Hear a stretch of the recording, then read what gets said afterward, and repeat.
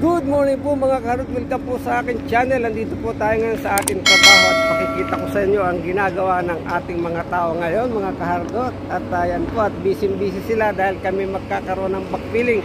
At ito nga po ang preparasyon namin mga kaharot. Ayan. At yun nga mga kaharot, andito tayo ngayon sa ating mga nabuhusang puting at pedestal na natapos. At tingnan nyo guys, at amin nga itong pininturahan ng waterproof bituminous paint at para kami makapag-proceed na sa backfilling. Yan guys, tingnan ninyo. At yan po ang ating nabuhusan at napinturahan na natin ng bituminous paint, waterproofing protection. Ayan po. At nakikita ninyo may mga marka ang pedestal hanggang may 25 cm na nakababa mula sa top ng anchor bolt, sa top ng pedestal. Yan po ang slab natin at yan po nakikita nyo may mga itim na yan, hanggang dyan po ang ating backfilling. Yan po ang backfilling, ganyan po kalaki ang tatambakan all the way dito sa building na ito. Anyway, wala pa tayo sa 1/4, nasa almost ang pedestal natin ay nasa 1/8 pa lamang. At ganyan po ang gagawin dyan sa lahat ng kulom, laging may tambak po tayo.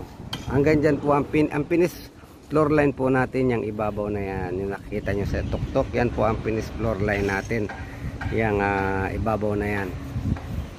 So napakalaki ng backfill, inabot ng almost 3 meters ang backfilling nito. And guys, at ready na yan, malinis na, iniintay na lang natin ang magbabackfill. Ayan o, malinis na yan at ayan ay inayos ng ating mga tao. Ayan. Itong ating mga survey, ayan, napakasisipag, naglalagay sila ng marka para sa level ng ating backfilling. Ayan guys, oh. Yan po ang level ng ating backfilling, ayan.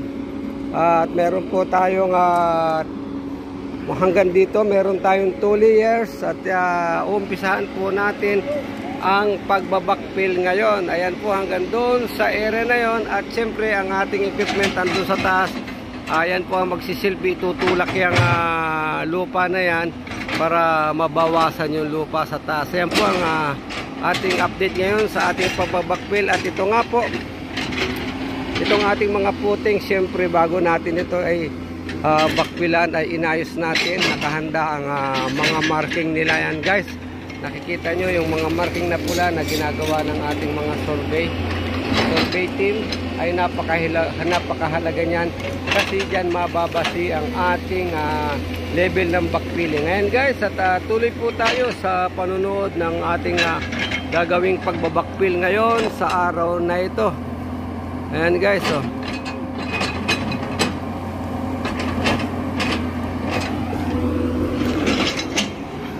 At siyempre itong ating mga pintor ay tuloy pa rin at nag-double coat sila dito sa ibabaw ng ating mga puting. Ayan, yan po ang ating preparasyon para sa backfilling na ating gagawin sa araw na ito. Hanggang doon na yan guys ang pagbabackfillan nila at lahat ng may itim na yan at lahat ng mga may marka. Ayan guys, dyan nga guys ang ating bako, ginawa niya ng daan yung ating bobcat kasi yung bobcat na yon, yung bobcat na yan, gagamitin po natin yan dito sa baba pagbabackfill. Ayan guys, oh. Kaya yung ating bako doon ay umakyat doon sa itaas at ito na ang area ng kanilang pagbabackfill. At itong ating mga tao ay abala, laging abala sa araw-araw kasi itong pagbabackfill ay kailangan nating matapos na ito at para maumpisahan ang ating structural erection work. Ayan po at yan ang inuulit ko nga, kailangang may marka, may basihan ang level at magkakaroon din po tayo ng field density test later. At ito lang muna po ang pasilip ko sa aking mga sa aking gagawing na backfilling. At kung makikita ninyo, napakahalaga ng marka na yan dahil yan ang level ng ating backfilling. Yung mga marka na nakikita ninyo, yan po ang level niya. Yan mga kahardot. At sa trabaho talagang step by step ang kailangan.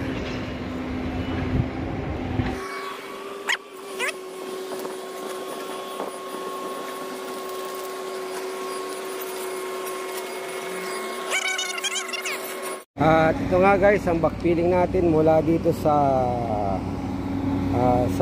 grab boulder na ito ay 30 centimeters.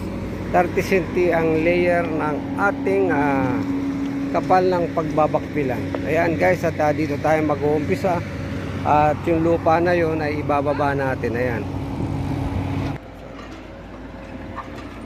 At dito nga nag-umpisa na itong ating bagkat na mag-level at sinusuro niya ang mga lupang ibinababa ng backhoe doon sa gilid na yon.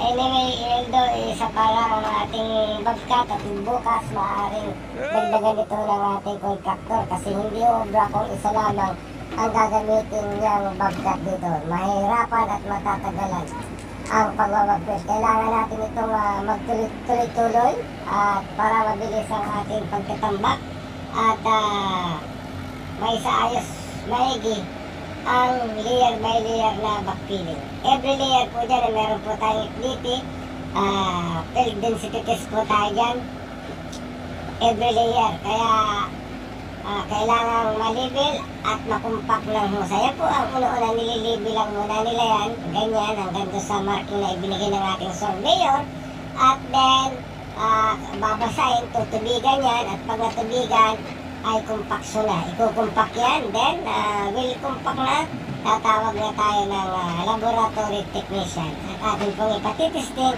ang compaction area na yan dahil napakahalaga po niya na maging maayos ang kanilang pagbabakpil. Ang compaction preparation, kailangan maganda ang vibrate niyan para makuha natin yung eksaktong Kaya po kailangan tanggalin yung mga bato na yan at sagabal yan pagka tayo nagkumpak. Kaya inaalis yung mga bato. Ito nga guys, itong lupa na itinatambik dito ay hindi na minix ng tubig dahil medyo basa-basa pa yan. Kaya hindi na nila ginawang i-mix ng tubig. Kaya ang required kasi niyan, dapat yung ating ibabakpil dyan ay okay ang water, ang humidity niya, kung tawagin. Meron niyang moisture. Kailangan ng may saktong required tayo dyan na gagamitin. Ayan guys, at itong ating bako ay dumiretso doon sa taas at dadaputin niya yun para iabot dito sa ating bagkat para madaling paglilibel. Ayan guys, at inuumpisa na ng ating bakong ibaba yung lupa na galing doon sa itaas para ilatag dito sa ating first layer ng pagbabakpil. Ayan guys, tuloy po tayo sa panonood.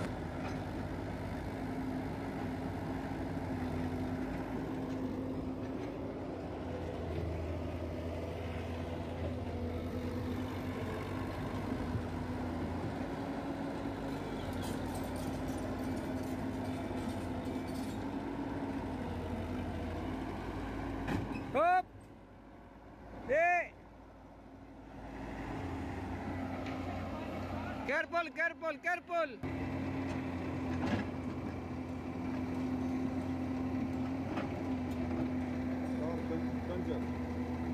Banjir?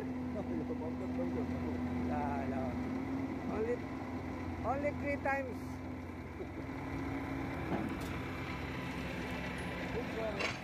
Good.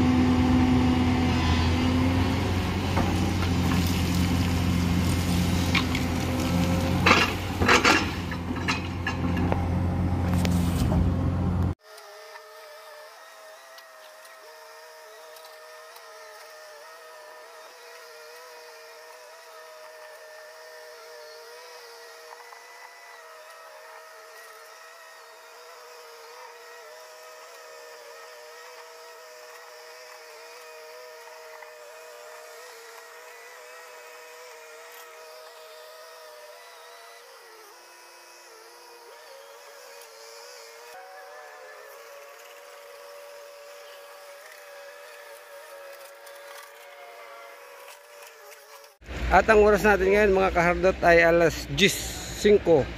What's bring to you by G-Shock. Yes. Ayan po, nandito na ang ating namarkahan. At ang ating babakbilan ay hanggang dito na rin. Ayan, tuloy po tayo sa ating panonood ng backpeeling guys. Yuhu! Ang init, baliwala, basta't may katumbas na halaga. Sahod ay dumarating buwan-buwan para sa atin mga pinaghirapan mapunta sa kabutihan. Yon po ang paghihirap ng mga OFW ng mga lahat ng nasyon na nandito, hindi alintana ang init. Ayan. Okay? At puntahan natin ang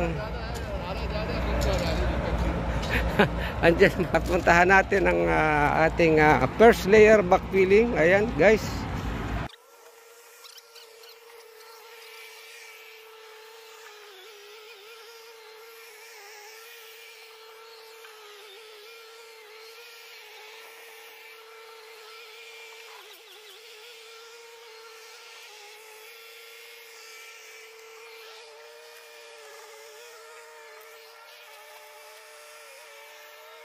Ayan mga kahardot, at nandito ulit tayo sa backpeeling area. At ayan, nakapaglagay nga po sila ng first layer. At nilevel na sila. Ayan, nakapag-compact sila. At andito lang tayo sa marking na ito. Ayan guys, tingnan nyo guys yung marka.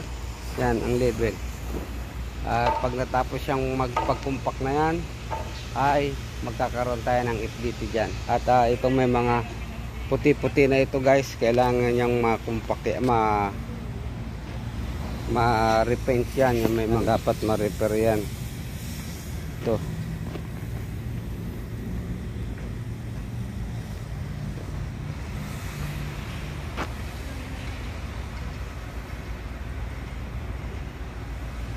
ang ganda na. Oh.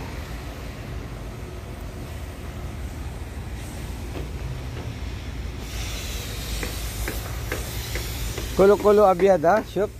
Kulo. Check kulo foundation around. Check.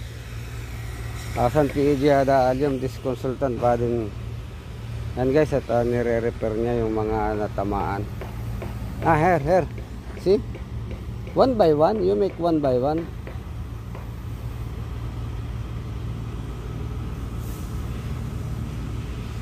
Shop. Here.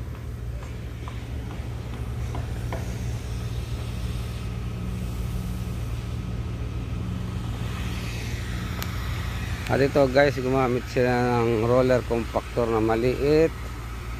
Ayan. At ito naman ang bobcat. Yan ang ginagamit natin guys.